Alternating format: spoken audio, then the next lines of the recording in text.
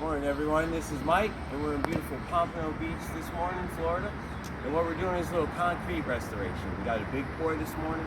And I'm going to show you a little bit of do's and don'ts and tips and tricks of the trade to make sure that you get a quality job done right and professional. If you look up, you'll see we have a big pour today on the penthouse floor. So we want to make sure it gets done right for numerous reasons besides aesthetic looks. We got to make sure everybody's safe. So we got a big day to go. Let's get started. Alright, as you can see, we got this all formed up.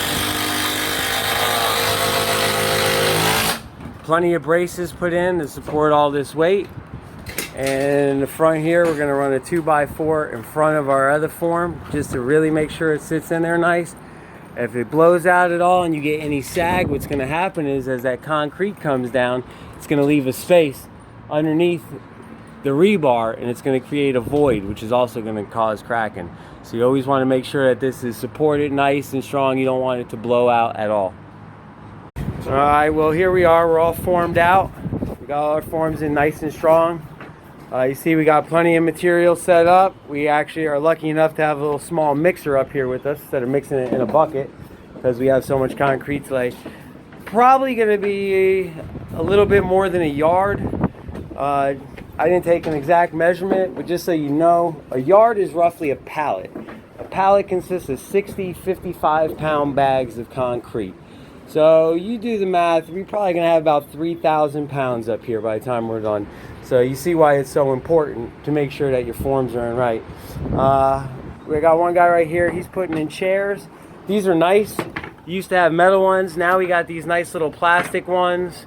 No corrosion on them. What you're going to do is put those underneath the rebar to make sure it stays off the form so that once the concrete's poured, obviously, you don't have metal sticking out the bottom.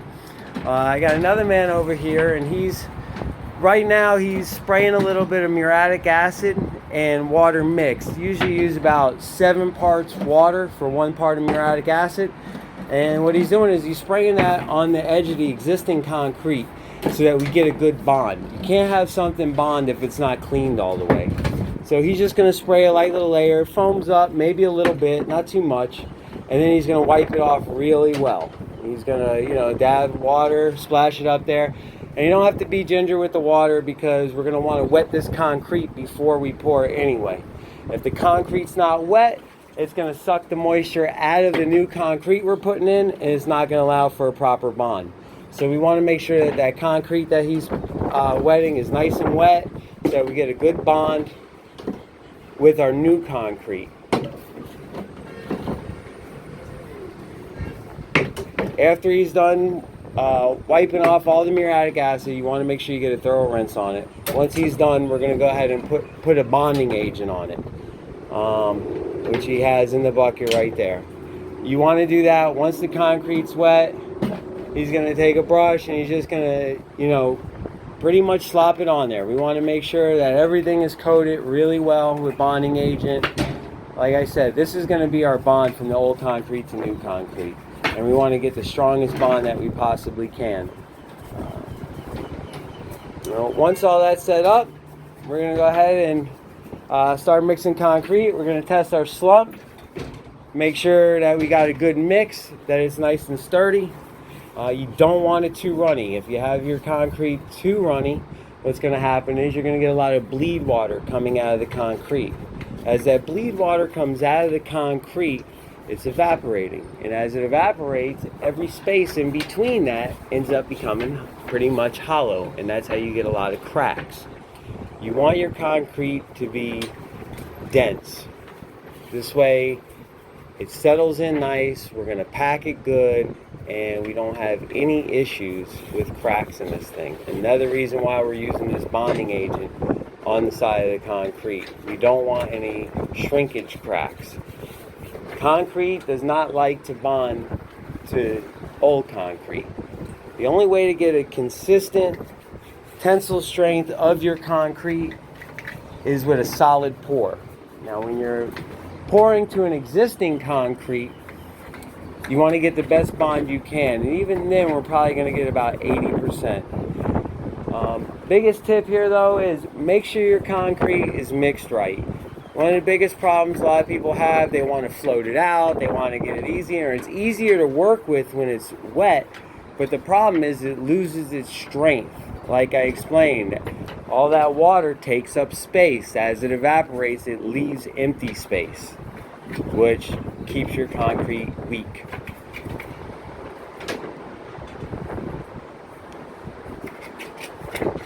Well, he's going to get all that done, hopefully here. We're running a little later than I wanted to. I was hoping to be here at this point about 2 hours ago, but like always in construction, everything seems to take a little longer than you think. By the time I'm setting up materials, forming, getting all the prep and everything right, but some things you just can't rush through. This is a very delicate operation. A lot of people's lives and safety is at stake when we're doing projects like this. So we really want to make sure that we do everything right. Well, as you see, we got our concrete nice and thick. Like I explained before, it's very important that it has some sort of stiffness to it.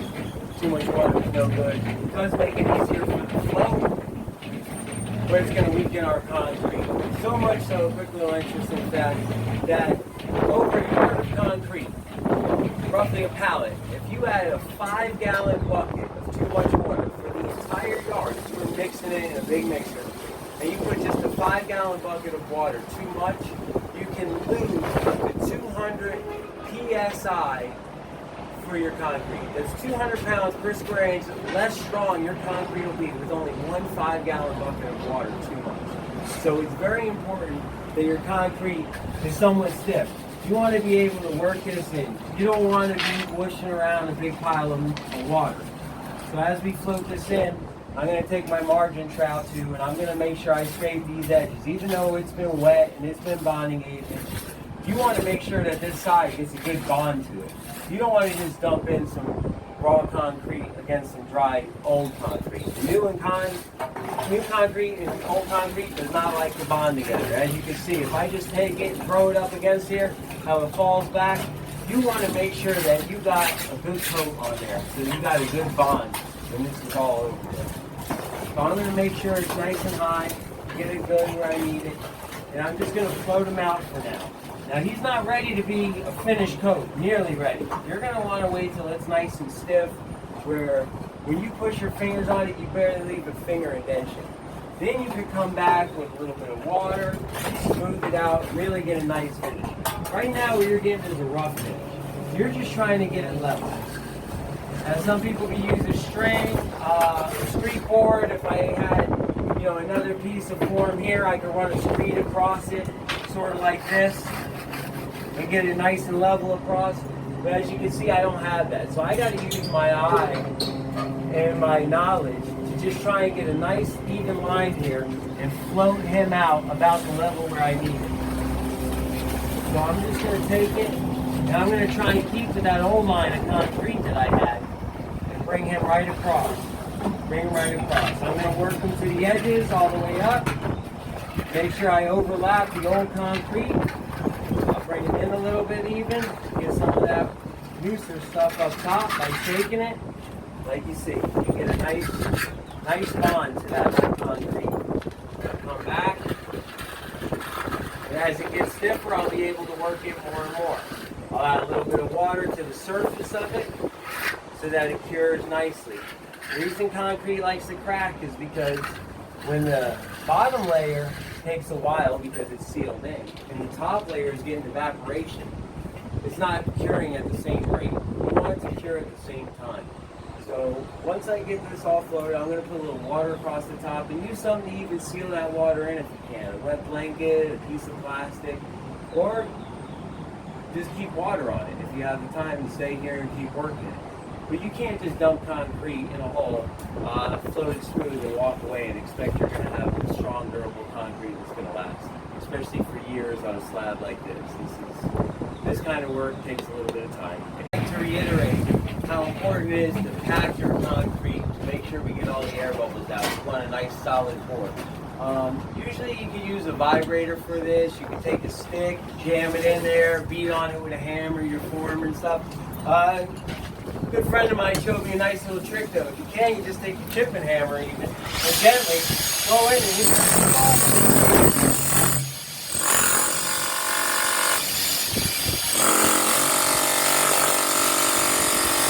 you can see the air bubbles working their way right out of that concrete nicely.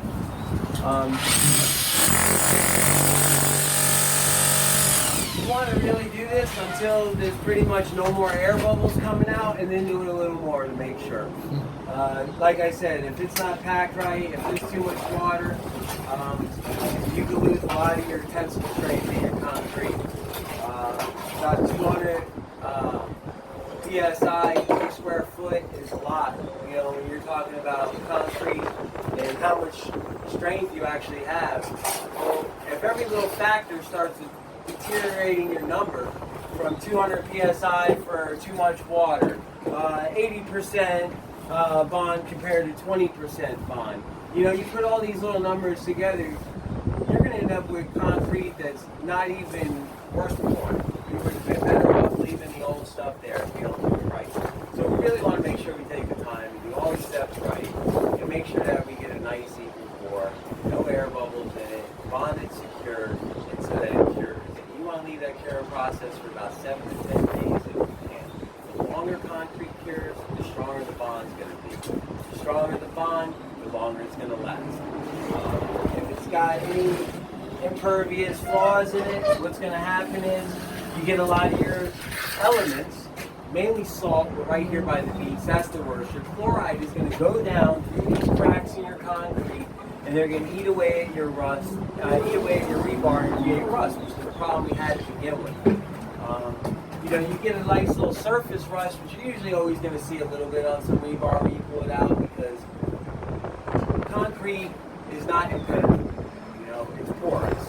So chlorides and elements are always going to sink in a little bit through there, but what happens when a concrete has a crack in it, it pretty much, now all the chloride is going to go right where that crack is. All your salt, all your air, all your chemicals in the atmosphere are going to go right to that spot. And what happens when they go to one specific spot like that is you get pivotal rust. And pivotal rust is the worst rust you're going to get, because what it does is it creates a pivot inside the rebar, and it's going to eat its way right through the rebar. So much so that you have bridges falling down and slabs falling out, you know. It's different if you're laying a little sidewalk or a little back patio. That's something different. But when you're doing structural stuff like this, you really need to make sure there's no cracks, it's impervious to any outside elements getting into that rebar, because that's what's keeping this all together. Now that we've gotten into this bigger part of the slab, we gotten off that half depth part.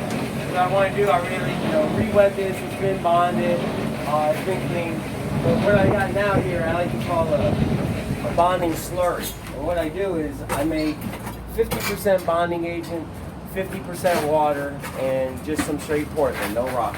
And what I'm going to do, I'm going to stir it up real good. And I want to put this on like a warm butter almost, you know, and that's about the consistency you want.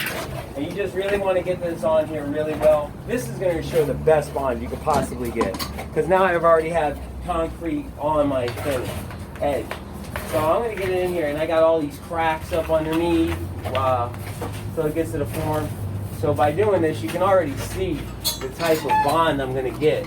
This concrete's completely in there. You know, we want to really make sure we get this as best as we can. This is going to show you the best bond you could possibly get as far as keeping the tensile strength of the concrete. You know, over there, if you remember, I used my trowel and I scraped the sides and I made sure it bonded to the concrete real well. And that's just the half layer depth, which ain't too bad, and I know that'll be just fine. But for this, when I get this full bond right here, where I'm putting the old to the new, this right here, there's nothing better than this. Like I explained earlier, this is going to give you about 80% of your tensile strength of the entire concrete, which is probably about the highest bond you're going to get. The only way you're going to get anything better is, you know, a complete pour like I already discussed. But this right here guarantees you that your new concrete is going to bond to that old concrete without a shadow of a doubt. This is the ideal way that you want to do that. And what I'll do is I'll just do that, and then as I work around over here on this wall, I'll add some more as I go. I don't want it to really sit there and crust up or nothing. So you just keep this handy. It's not going to dry up on you, you know. It's plenty loose enough. And we'll just add it as we go down this wall and when we get to the other side. Bubbles coming out of this thing. As soon as I hit it with this, now it's all up underneath. And I went to the stand.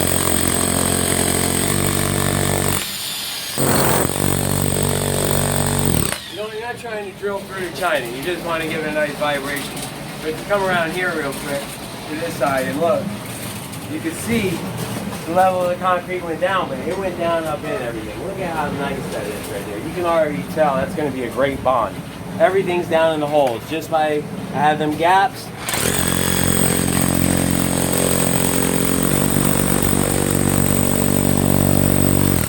You see it going down. Look at that, still fighting. Now I went through each again.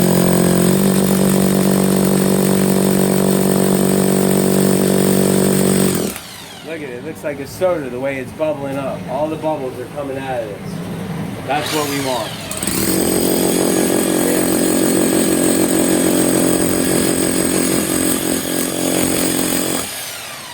See how that all works out? Look at all the bubbles coming up now. All the air is coming out of that and it's getting intenser and denser and denser and denser. Now we know we got a solid pour. Now we'll just keep going and continue from there. Adding our concrete, we're going to start floating it out. And I'll show you the rest as we go. Here now is, as I put a nice skim coat across there, I get it level. I put a little bit of water, smooth it out. Now, luckily this isn't our finished coat. We're actually putting like an elastomeric type surface over this, like a rubber almost, to keep all the other elements out.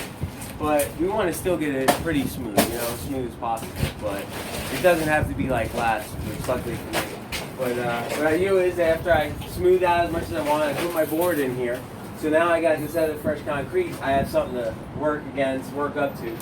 And unfortunately, we don't have a form on each side where I could use this board like a street board and just go across and get everything level.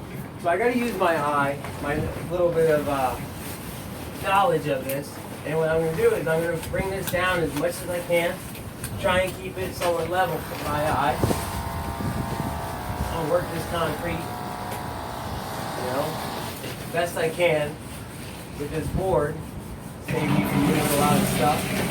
And as I work it down, I'm going to go ahead and put it in there. And then I'm going to come back, grab this trowel here, maybe a little bit of water across the top, not much. And I'm going to go ahead and I'm going to work this out now. And I'm going to smooth it into the other slab that I have.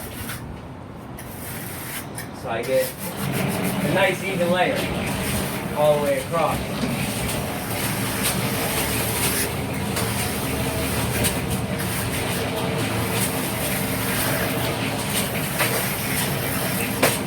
Like I said, luckily it's not our finished coat, so we got the exterior going over it.